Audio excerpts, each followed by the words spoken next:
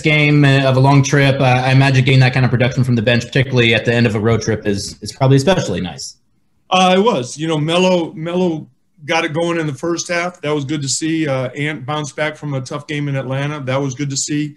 Ennis, obviously, very productive. I always kind of keep track of plus minus, and those three in particular were very good, both in first half and second half. So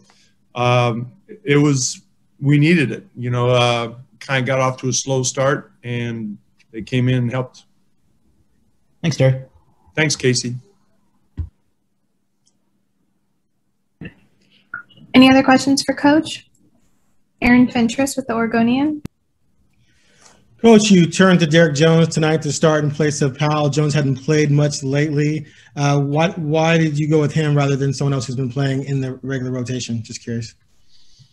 Well, actually, nobody's been playing. We've been playing an 8-man rotation. So basically, I had to choose between Derek and Nas, and went with Derek. He's been a starter throughout the year until we got Norman. So to me, it was kind of an easy decision. Well, I guess what I'm asking is why not start Simons at the guard position since Powell's a guard and since Jones well, mainly because of the rotation coming off the bench. I mean, I do like our 3-guard lineup, and starting Ant would there's no question that lineup would have played well. But when you look at the rotation, who you got coming off the bench and having a ball handler and some shooting off the bench, I just thought it made more sense to keep Ant coming off the bench. Okay, thanks. Jamie Hudson, NBC Sports Northwest. Coach, you guys go 5-1 on this trip. Just describe overall how you felt this trip went. Well, an understatement. It was a great road trip. Going into it, 6 games on the road. If you can go 500 on the road, it's usually a decent trip. 4-2 would have been even better, but 5-1 at this stage of the season, where we are in the standings, I couldn't have asked for anything more. Dwight James, NBC Sports Northwest. Yeah, Terry, you can look ahead now. You got this game out of the way, and you got the Lakers at home on Friday, fans for the first time. And the tiebreaker is up for grabs in that game, too. Can you talk about how big that game is for you guys and whether there's a possibility of overstating that, or how do you approach a game like that? No, I think it's a big game. Everybody recognizes all the things that you mentioned.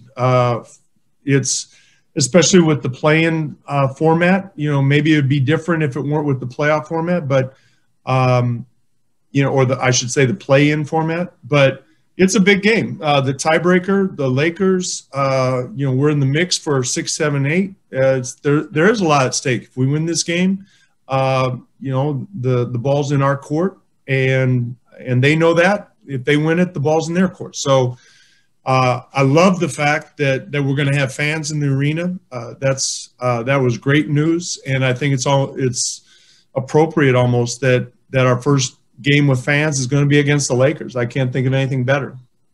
Can 1,900 fans make a difference, Terry, and how?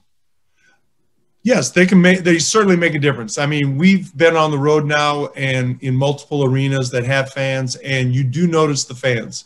Now, it's not 19,000, but to me, if you're in a gym with 500 people, you feel the 500 people. So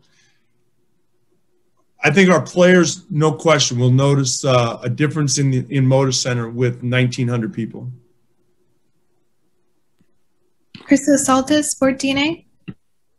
Coach, what kind of confidence booster for your team were the last 6 games, especially the 5 wins on the road, and what would you like to maintain? Well, if memory serves me, it's been a while, but I think we went into this road trip on a 5-game losing streak. So obviously, this was a big turnaround for us. What I'd like to keep going is just our level of play. We've beaten some good teams on the road, and we're playing some good teams coming up. So it's going to be a challenge to maintain that level. But I think that we see the finish line. We've got 6 games left, and we know what's at stake. And I don't think that's going to be much of an issue. I think it's going to be a pretty interesting finish to the season, and I think we're going to be up to the challenge. Jason Quick with The Athletic. Coach, on a personal level, how has this season been for you, and how has this last week maybe changed your outlook on things? I don't understand what you mean. I don't understand the question. On a personal level, it's been a up and down season. You're breaking up. Yeah, Jason, your mic's breaking up. Yeah, I got bad internet in my house. Yeah, that's just what I was asking, like how it has been for you on a personal level, the ups and downs of this season, handling it.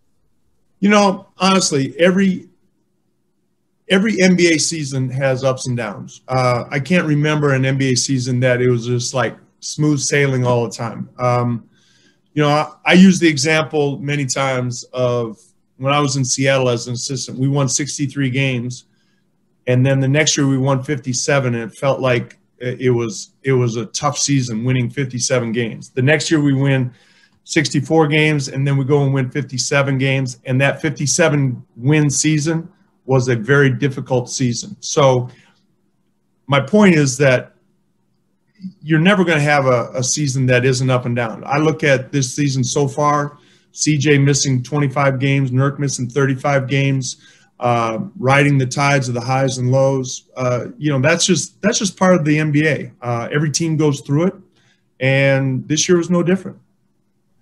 All right. Thanks, Coach. We're going to wrap there. All right. Thank you.